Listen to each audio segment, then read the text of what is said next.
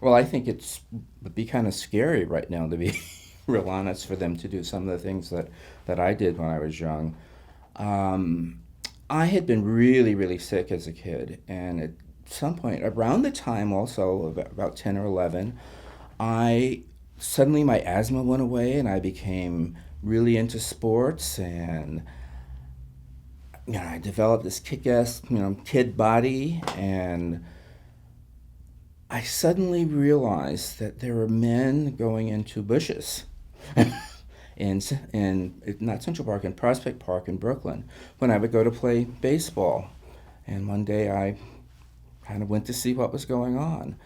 And so, I did that a little, but How did you feel? Was it excitement? Was it it was, shame? What happened? I never had a minute's worth of shame.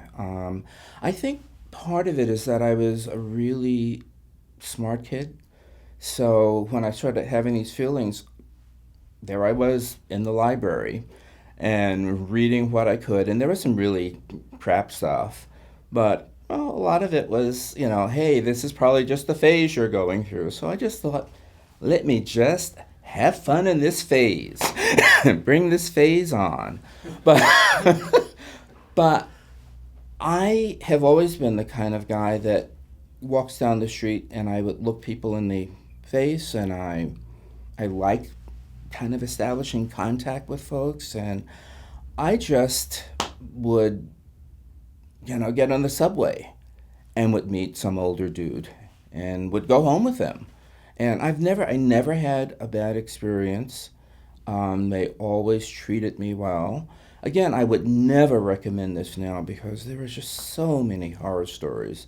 And and I think it also depends on the person. I have always, I think once I got over being sick, and once I realized that, hey, I can be popular out there in school and playing sports and such, I never look back, and I just have never been one to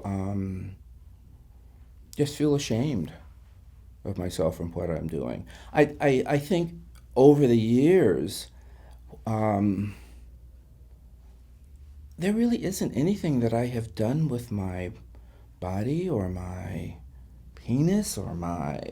I haven't been mean to people. I haven't. There really isn't much that I would be ashamed of talking about. What about disco? No, I'm just Disco. Now we're talking. No, I love disco, but should be ashamed. No, but so I got into one situation where I actually got into this person's house, and I thought, no, I am not going to drink out of that glass. I'm not going to be trapped here. I went to the bathroom and I got myself together and I got out of there.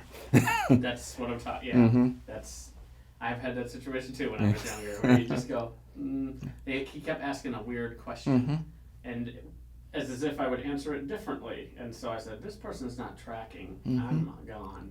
But Our friend Mac McGregor has been doing this series in SGN about personal safety and um, self-defense. self-defense, and it's like, man, I could have written some of that, because maybe it's also being from New York that I grew up knowing that you did not drive up to a place, take your purse. I didn't have a purse, but take your bags out, put them in the trunk, and then leave your car there. That is not something that a New Yorker would do. And here they don't think anything about it. What do you mean? I can't put my stuff in your trunk now. I'm like, no, I am not going to have my window. And so I just carried those kinds of self defenses around with me. Now, I have to also say that I also had a lot of really, really sweet sex with people my own age. And